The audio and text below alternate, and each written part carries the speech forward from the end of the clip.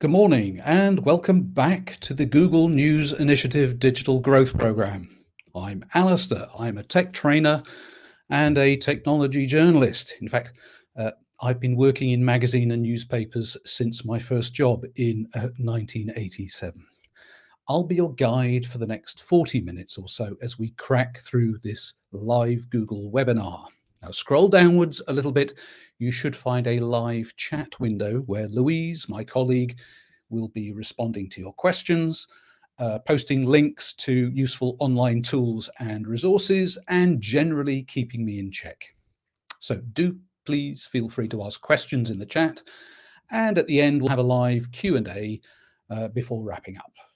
Now, we're going to be talking about maximum of 45 minutes, no more, for the whole session, and then there'll be an interval before the next session. So let's get going. Now, this webinar focuses on establishing your advertising strategy. It's part of the Advertising Revenue Workshop. Now, here's a drone's eye view of the whole thing, of the whole program. The Advertising Revenue Workshop is the red panel here on the right. And that's us at the very top, establishing your advertising strategy. Now, as you can see, if it's the first time you've looked at this big map, there are other modules in the session. So there are sessions on building a digital publishing business strategy, or developing and engaging your digital audience, getting the best out of your data, and earning revenue directly from your readers. I will refer back to some of these a bit later. Now, first, let me be clear about what we're going to cover in this training. The one thing we're not going to do is tell you what to do or how to run your publishing business. Digital publishing is complex enough. You're the experts in your field. Nobody understands your challenges, audience, resources better than you. So it's not my place for this. Now, you may be a small emerging publisher.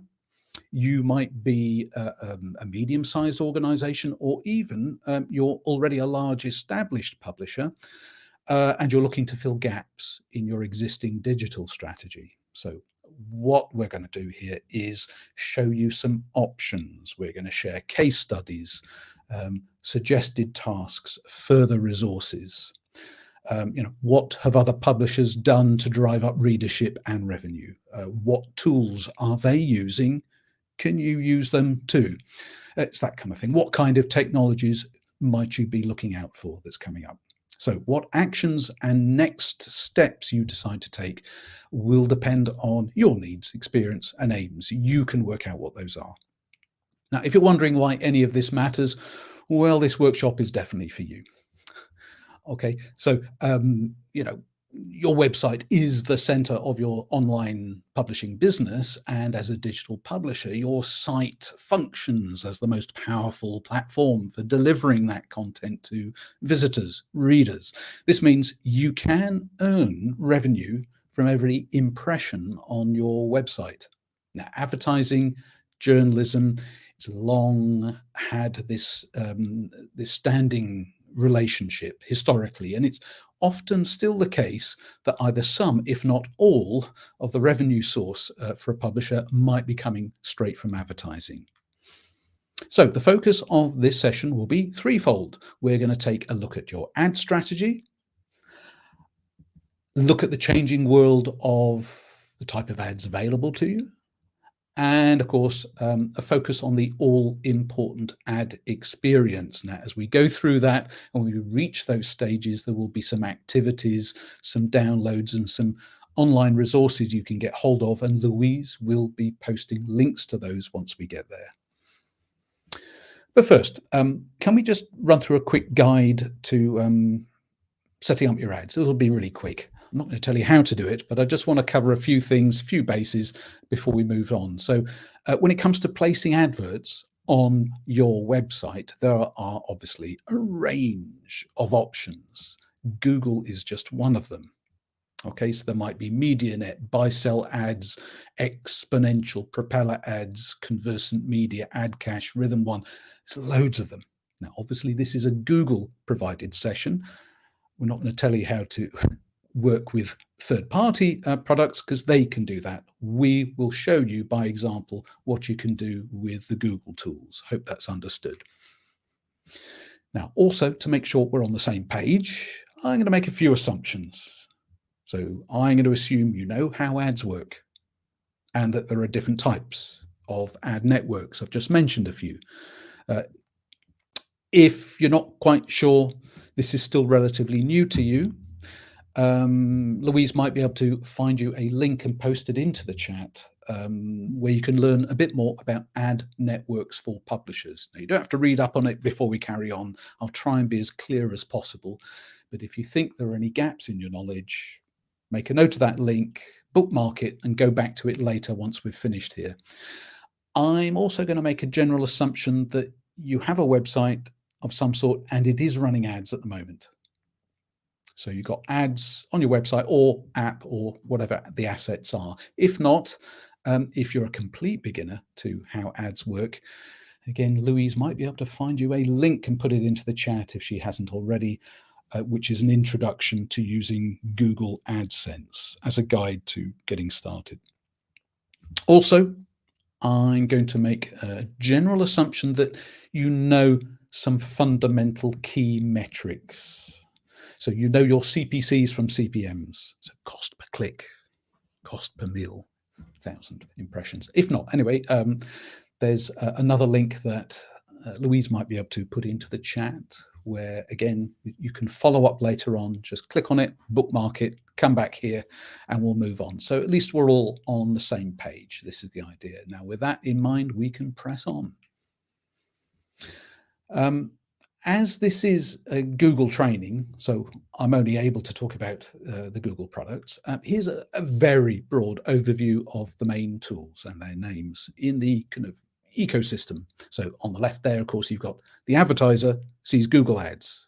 They want to book through Google Ads to your site to fill up spaces on your site, okay? From your point of view, the publisher, you might have a range or just a few of these tools.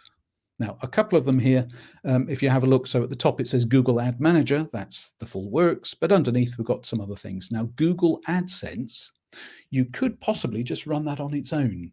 So you might actually have a choice between just AdSense or the whole Google Ad Manager. So the choice between one or the other rather boils down to a simple question for most publishers, which is, do you intend to serve ads only from AdSense or not?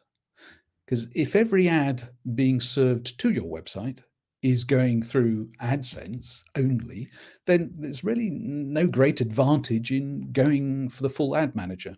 The thing is, Google Ad Manager, sure, it offers many compelling advantages, but publishers who continue to have only AdSense demand might as well just stick with AdSense. The truth is that AdSense is very good at running AdSense ads, so you don't need anything else. Where Ad Manager comes into its own is being able to manage multiple demand channels. That helps a growing publisher, when you reach that size, to get the most value from each impression. And then take advantage of exchange bidding. You can see AdX down there. So Google Ad Exchange, AdX. That AdX, by the way, doesn't accept just anybody. To be considered for an AdX account, if you want to go the full works, a publisher has to meet some eligibility criteria. It's not as onerous as perhaps it sounds. There will obviously be a traffic requirement. You will need to have a minimum monthly page views for your website, for example, and obviously you would be publishing content that wouldn't promote forbidden or illegal activities, that kind of thing. So anyway, if you're already following Google's guidelines and meet its requirements, yes, you're eligible for an AdX account. Anyway, if you are interested in taking the next step up to Google Ad Manager and Ad Exchange, feel free to contact the Google support team via email. If not now, later on, by the end, I'll make sure, Louise will make sure, in fact, that you have all the links and emails to take this further. So anyway, let's get started with that first of the three topics I mentioned, ad strategy, to get us going. We're all on the same page. Let's get going. Ad strategy. Now, when publishers were asked, this is a famous piece of research, that we like to quote from the Reuters Institute. And they asked publishers just a couple of years ago where they thought in the next few years the bulk of their revenue would come from. And in one sense, you could say, wow, only 14% said only advertising. Only 36% said advertising and reader revenue, so subscriptions. But you look at this the other way around, which is together 50%. So that's half of the publishers. That was 230, I think, media executives who were asked this, said advertising, at least, well, good half of them said advertising will still represent a main driver of revenue going into the future. So this is a great motivator for publishers, I think, to optimize their websites for ad revenue generation, because we know it still works. Anyway, there will be some considerations for your ad strategy. So you can see you've got two lines here, strategy and advertising. So from a strategy point of view, thinking that you would want to ask yourself a few questions. Let me run through a few, and then we'll come back to these a bit later, and I'll show you where you can follow them up as part of the digital growth program. So from the starting point, you'd be thinking ads, right? How have my existing ads performed so far? How easy has that campaign been to run? So that's your starting point. Then you'll be thinking, okay, how about from the audience point of view? Are they happy seeing the ads that we're running now? Do you think they will be in the future? Does your content now and in the future lend itself to premium type ads? Those kind of things. And also put their competition. So how are your competitors using their ad space? Are they moving to different revenue models? Do you think they're being successful at what they do? So these will be your strategic considerations. As for the advertising, these are kind of pretty straightforward things we can look at in these sessions, such as optimizing your ads. The next session after this at 11 o'clock is about ad optimization. So, constantly evolving your return from the ads. They, talking about ad data. Do you know what future advertisers will be looking for when it comes to buying advertising space? What kind of information will they use to evaluate how good you are, so they know to book on your site? In terms of experience, do you understand that there is such a thing as a good and a bad user experience for ads on your site? How can you evaluate that? Well, we're going to look at those as well. And ad types, different types of ads, not just shapes, but positions and media. Are you using them in the right way with the latest formats and so on? Anyway, more on that later. Just keep in mind how you align with the policy of ad usage for a particular platform and adjust. It's not just for web we're talking about, and so on.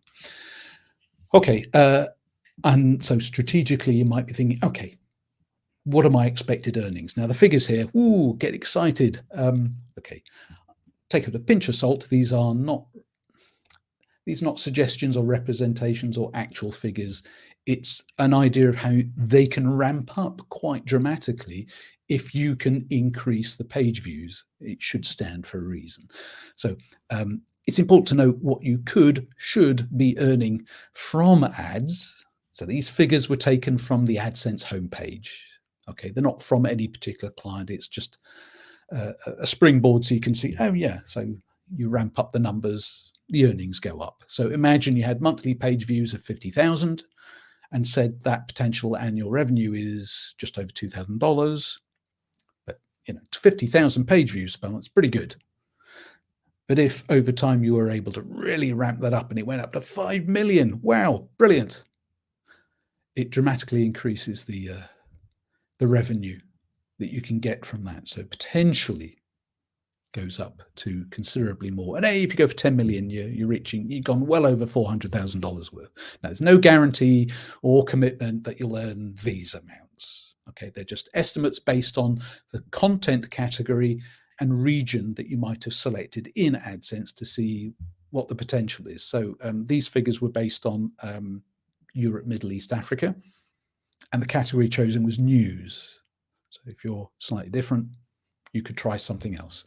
But the overall size of the ad market worldwide is currently over $330 billion worth, and it has been predicted to rise to over 500 billion over the next year. So the market's there. Are you getting your fair piece of that? What's your longer term ad strategy? Okay, so for example, do you see yourself always running ads, and that's how you plan to make most of your revenue? Or do you see a future that doesn't involve ads? Maybe the removal of ads from your site or your app is an enticement. It's a present, a prize to the reader for taking out a subscription model. Or do you think there'll be a mixture of both, where ads will always play a part, but there will always be content behind a paywall, so more of a hybrid approach? Having identified a strategy you want to take, then you would want to look at your resources, wouldn't you? So do you have the resources to sell ads directly, or will you be looking for an automated solution? Now, take, for example, Vice Media. So it's a Canadian digital media and broadcasting company. They chose to use Ad Manager and Exchange Bidding as a way of maximizing their revenue across the group. So when I say a group, they have 500 or so websites, combined reach of around 200 million monthly unique visitors.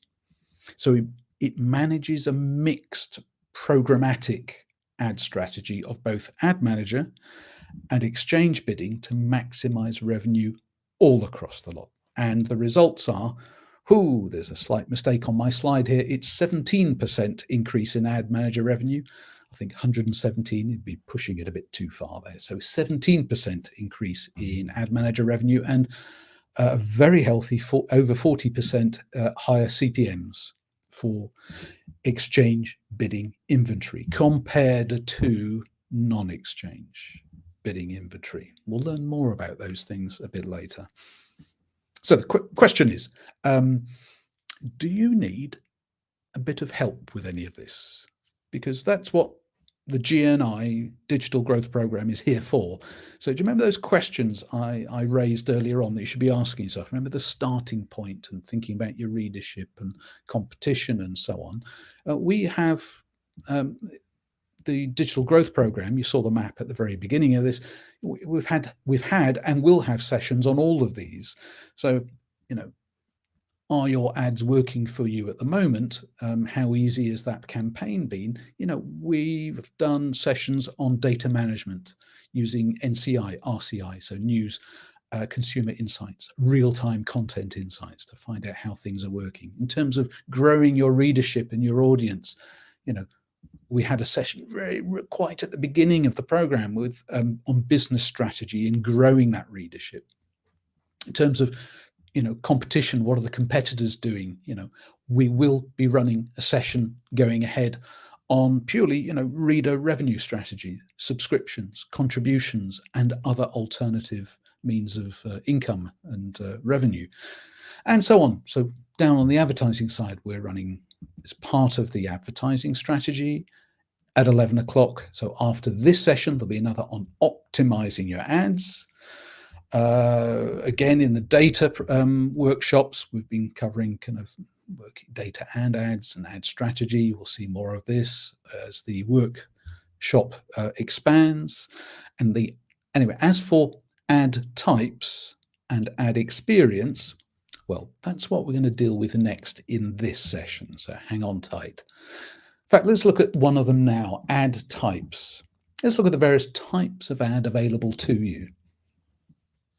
So we've got 1, 2, 3, 4, 5, 6 ways. We've just picked out a number of different types of ad which you could display on your pages. So, we're mostly going to be talking about text and traditional banners and videos and others. Okay, so yeah, your website, center of your publishing business. You've got video. So we have video as a means of content are, with seamless pre-roll, mid-roll, post-roll ad formats, and earning revenue on your non-video content, so your actual site itself. We'll look at this in a tick. Monetizing your apps. If if you have any. So earning more advertising revenue through mobile apps by tapping into Google Demand. You might be looking at email, and emailed newsletters are coming into their own at the moment. Unfortunately, you can't manage those through something like AdSense. It's a different system. It requires JavaScript and so on, but I can't leave it out. It's an important sector. Social media, of course, so places you want to be. So Facebook, Twitter, Instagram, LinkedIn, and increasing the video-based ones, of course, can't not mention TikTok. And audio, podcasts. Every now and again, someone will say, yeah, podcasts, they've had their day, and they come back in a big way. So don't discount them. Be ready for the next surge if it hasn't already surged on podcasts. Okay, so let's go through those. Let's go through the simple one. Now, probably one of the first thoughts when thinking about advertising on a website is to have banners and text links. So display banners and text links have long been the mainstay for publishers. Okay, it's the first thing. So the Google Display Network reaches, as you can see, 90% of internet users worldwide across millions of websites, news pages, blogs. Okay, lots of different permutations. In this training, we're just going to focus on 3 types. Now, this is a lovely example of WikiHow. Does anyone not know WikiHow? It's, as you can see, an online wiki-style community of database of how-to guides. It can be quite amusing, quite fun. It was founded in 2005, so it's been running quite a while. Now, here's the thing. They earn 90% of their revenue from ads, and the company doesn't employ any ad managers at all. It's all automated. Okay, let's have a look at native ads then as a type, ad types. So native ads, they, as you can see, match the look and feel of your site or app. The idea is to provide a better user experience. They're different from standard ads in that they're designed to adapt or fit neatly into the pages or app or stream that your visitor or reader is currently reading through. Okay, they still know their ads. It's not advertising pretending to be editorial. It's advertising that everyone knows is advertising, but they look great next to your editorial content. That's what a native ad is. They're customizable, use high quality ad elements such as high resolution images and so on. Now, there's a mark on this particular slide where it says native ads playbook. Now, either now or perhaps Louise has already done it, or she will do a bit later on. There is a playbook from Google about native ads that you can download, go through and learn more about what's involved in preparing and developing native ads. So look out for that link for the native ad playbook. There you go, referred to it again here.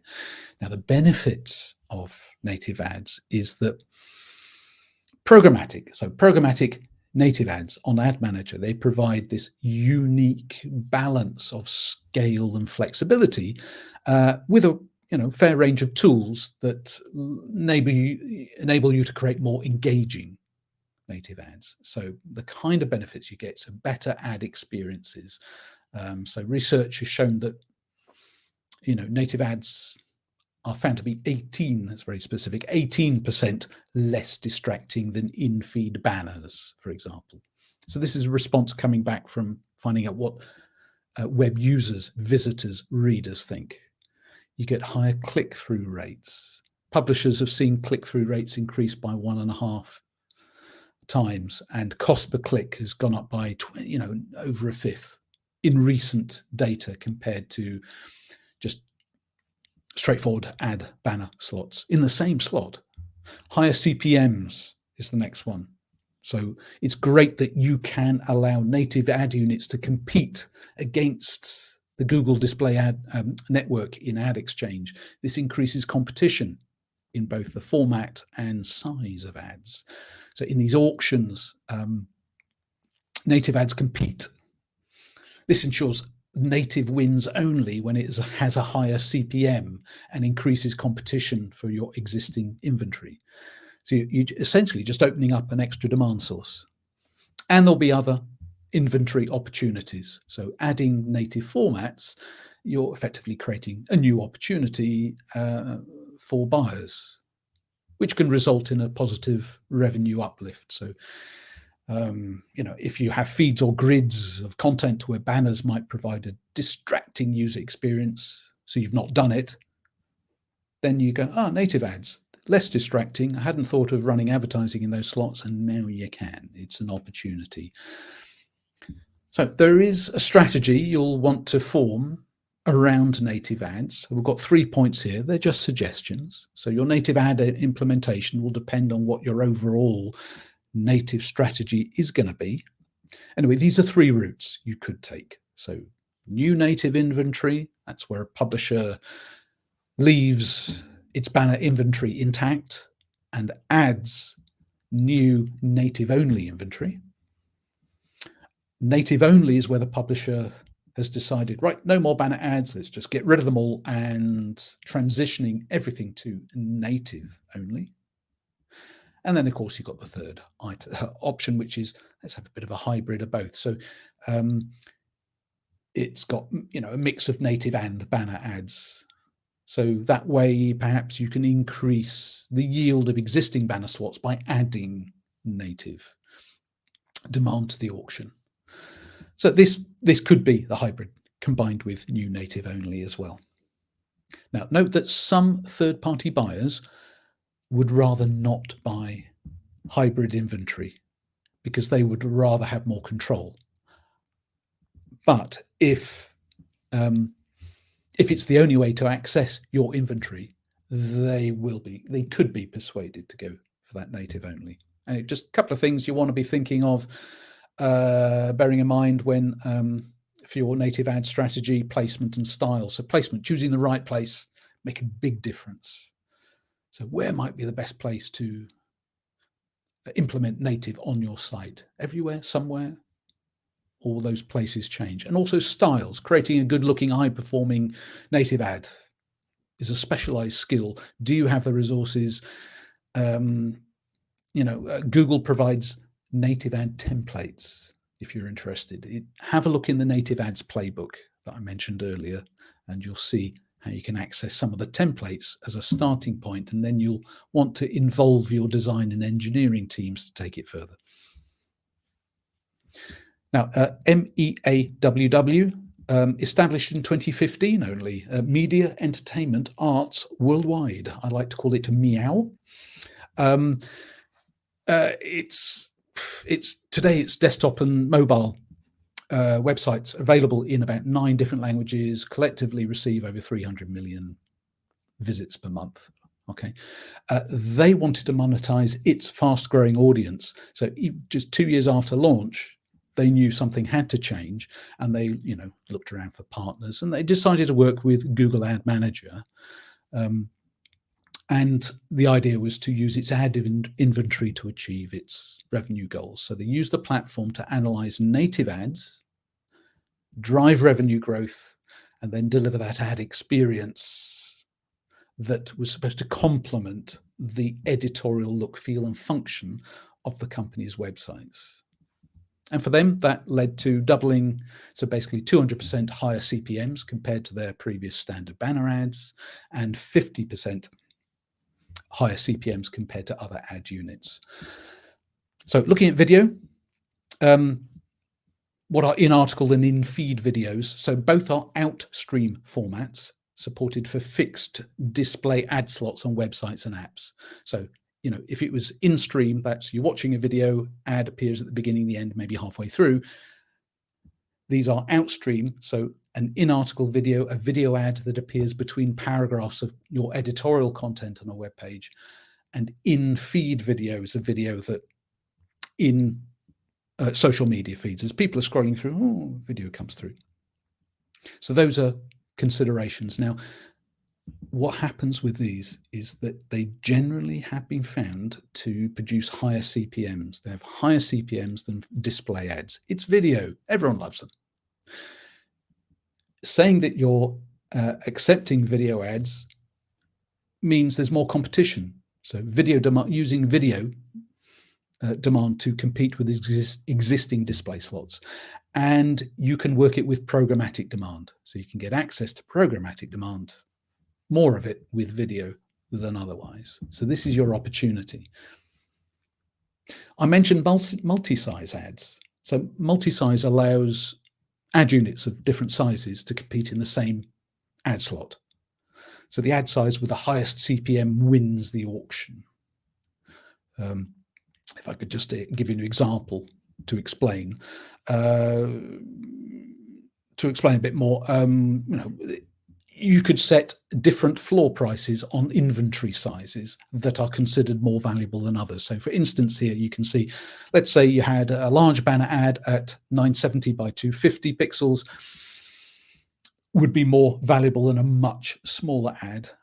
And you had 3 inventory sizes for an ad request. You'd obviously like to charge buyers more for the largest size, but still offer the option of a lower floor price for the smallest size. You'd then create a pricing rule for these sizes via unified pricing in Ad Manager. And then you could set the different floor prices in the same rule. So as you can see in the example on the right, it's just very, very basic. But we've set a floor price of $3 for the largest size, $1.50 for the next size down, and just 10 cents for all other sizes. With this setup, buyers then submit bids for all 3 sizes, and it's the highest bid across all sizes above the floor price that wins. Anyway, enough on that. It's probably made your head spin as I explain that. Now we'll just go breath. We're on to our third topic about the ad experience and what we can do about improving ad experiences. So an ad experience, as stated here, is the combination of your site's layout and behavior. Okay, and the content and ads to which your users are exposed. So an ad experience can be the direct result of the creative elements on your pages. So auto-playing video ads with sound, without sound, should they autoplay? Or it can stem from the way ads are implemented. So are they high density on mobile and devices? So there are choices here. Now, research has shown, has proved what we probably guessed anyway, that ad experiences that are distracting, annoying, discourage visitors from returning. Now, Portale Bambini. This is one of the leading creative art websites in Italy. It's got over 2 million readers each month. They used tools from the Google News Initiative to analyze what they had and what they could do to improve or to optimize the experience, their ad experience that they were providing on the sites. And what they ended up finding and then implementing was reducing the number of ads by, as a means to improve the appearance, the user experience. By reducing the number of ads, they actually had 20% fewer ads. They experienced a 10-fold programmatic ad revenue increase, and they doubled their ad click-through rate. So sometimes less is more. Anyway, to learn from that, let's have 3 tips for building better ad experiences. It's a very top level, very general. So yeah, don't try and wrestle away the attention of your audience by obstructing their content. Give them respectful ads that enhance their experience. So you want to be immediate. People are more likely to engage when ads load quickly, and don't slow down the content. Be immersive. So ad experiences that seamlessly blend with the content. So native ads. Be relevant. Programmatic technology allows advertisers and publishers to deliver more relevant ads based on consumers' interests, helping them stay more engaged with the site. Now, these should stand to reason, but it's all part of the ad experience that your users face. So on that last one, just to emphasize that last tip, be relevant with your ads. Block those that don't fit your audience. Okay, so you've got a fashion site and there are ads running for bathroom cleaners and finance companies. Doesn't sound like a great fit. Then again, there could be an intersect between fashion readers and the need for financial products. So how do you know? Well, You know your readers best. But the thing to do is, if you explore your AdSense, your Google AdSense or Google Ad dashboard, you'll see a tab that says allow and block ads. This is where you can choose which ads are shown on your site. You can select from a long list of categories and control what types show and which do not. Now, there is this organization, this project, the Coalition for Better Ads, and they have this program of Better Ads Standards, and either now or later, Louise might be able to find a link she can put in so you can follow that a little bit further. So it's Better Ad Standards are basically, it's based on some research of something crazy like 100,000 consumers and what they thought and felt about ads. Let me give you this example. So here we've got desktop ad experiences that may annoy your visitors. So what they found from this research was, between the most annoying and least annoying, you can see some examples here on the right. So large sticky ad, pop-up ad, most annoying. Least annoying, takeover, full screen ad. Can I just point out, between the most annoying and least annoying, the one constant between those two is the word annoying. So just having least annoying doesn't mean that's okay. But these are the kind of things that were found during the research, and they said these annoy readers, they don't like them, and they'll leave the site and not come back. The same applies, perhaps in a slightly different order, for mobile devices. So this is the same research for mobile. So mobile browsing is all about speed and convenience. So anything that gets in the way makes it harder to focus on the content in this tiny screen. And it's even more annoying. So you can see a range of annoying things that people won't like for those. So providing a great experience, users can have great experiences without stream video. The ads appear within the content of a site and don't block the content. So we're coming back to those video ads we said was a great potential, an opportunity. Ads appear within the content of a site, but don't let them block the content. Make sure the sound is switched off. So maybe autoplay, whether you choose it to be on or off, depending upon what you think your readers will object to. Don't have it blaring out music. You would have it audio disabled unless requested by the reader. And when the video is off screen, then the ad will pause and only start playing again if they scroll back up. So all of these considerations, a good strategy for this will allow you to enable in-feed and in-article video for central ad experiences in ad slots with a high view and visibility rates to yield a revenue uplift without annoying your readers. So it's all about playing by the rules, ad experience. It's not just about experience for your readers, it's all about adhering to terms and conditions. So it's identifying ad experiences that fall beneath the threshold of consumer acceptability, but also we want to come across as the right type of publisher, running the right type of ads in a right way. So are you giving a good ad experience? How do we know? Well, you can get an ad experience report. So it's designed to identify better ad experiences that may or may not violate the better ads standards. So what you can do is you can check desktop and mobile links to see if your site falls foul of this in terms of the ads that are running. And what can happen is basically you can ask for this ad experience report, you find out what's working, what is not, then you can identify, try and fix those, and request a review of your site after you've fixed the issues.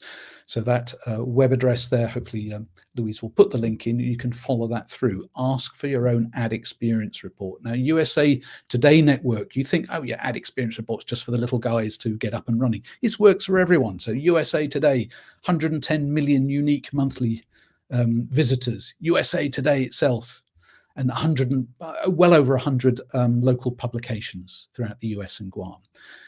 They needed They knew they needed to develop an insights-driven approach to advertising innovation, improve ad performance, and make them user-friendly on all devices.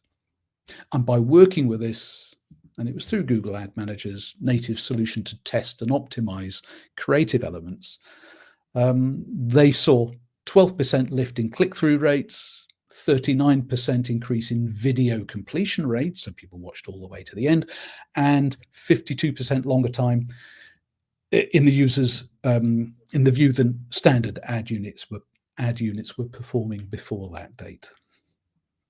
So it works for the big guys. It's not just for the getting started. Okay, everyone can learn something by analyzing this. So here are the 3 topics that we went through on this. We're coming towards the end. So we looked at ad strategy. We looked at the different types of ad. So we mentioned the native ads playbook. And then we just rounded up at the end talking about ad experience, making sure that we come across as the good guys to our readers and not put them off, make them go away, put the ad blockers on, and how you can get yourself an ad experience report. So there was a link in there to see how well you're doing with those ads and what you can do. Okay, at this point, I've always reserved a couple of minutes towards the end to see if there were any questions. So if I could see, yes, there was a question from Unrelated Works. Hi, I think we've come across you before on these sessions. Hi, how's it going? The question you put in was, what are strategies for people to whitelist the site for ad blockers, especially those who do it for privacy reasons? Well, funny enough, that is a topic that will come up in the next session at 11 o'clock, because we will look at whitelisting, or as we say now, allow listing to get past ad blockers. And there are some techniques, some good practices with that respect. That's for the next session, so do hang in there. Hope that's okay. I'm not sure that there were any other immediate questions I might be able to help or bat away. Okay, so I think we're in really good time. So can I just say before I go, a couple of things, just to remind you, here's the lesson plan. You can see the whole thing here. Remember, we're in the red. We've just finished the first one at the top, which was establishing your advertising strategy.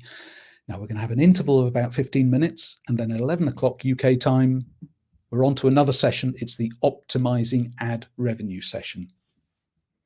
Okay, so that's at 11 o'clock. So don't go away. Spend that 15 minutes having a cup of tea, coffee, answering your messages, checking your emails.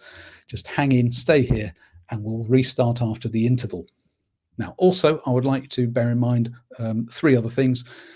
We're running a round table session. Now, here it says deep dives. It's our round table session at midday today. So this is not here on this page. It's actually a Google Meet. So it'll have a Google Meet link. Now, Louise will put a link for that roundtable session in the chat now. So do make a copy of it. It'll come to life at midday. That's where we can talk to each other face to face. So not just me delivering a deck of slides, but face to face, and hopefully with other publishers who'll be able to join in, share stories, ask questions, and discuss a few things on what we've been talking about this morning.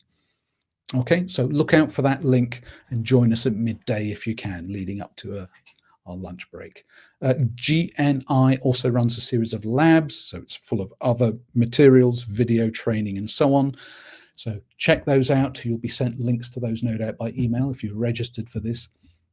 And also, can I ask you, could you please give us some feedback? Now, Louise is putting a link to our feedback into the chat. Hopefully you can find that. You can do it now. That'd be great. It's only a few questions. Your feedback is important. It's the only way we're going to evolve and improve this type of training session. So let us know what we're not doing so we can include it next time. So do please give us your feedback. As for now, thank you very much for hanging in with me for the past 45 minutes. You can go and have your break now, interval of 15, and I'll see you back here at 11 o'clock, I hope, for the next session. Otherwise, I'll see you next time. Take care.